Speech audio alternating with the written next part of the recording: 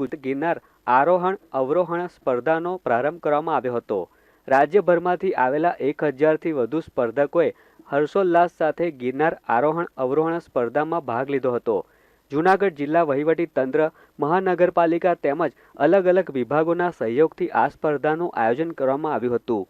વહેલી સવારે 7 વાગે શરૂ થયેલ આ સ્પર્ધા બપોરના સમયે પૂર્ણ થાય છે અને ત્યારબાદ વિજેતા સ્પર્ધકોને ઇનામો આપવામાં આવે છે।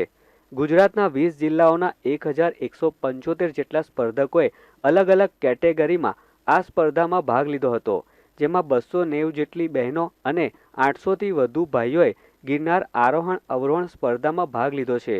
આ પ્રસંગે જૂનાગઢ મહાનગરપાલિકાના મેયર ગીતા પરમાર, જૂનાગઢ કલેક્ટર અનિલ રાણાવસિયા, મનપાના સ્ટેન્ડિંગ કમિટીના ચેરમેન હરેશ પરસાણા સહિતના આગેવાનો તેમજ મોટી સંખ્યામાં નગરજનો ઉપસ્થિત રહ્યા હતા।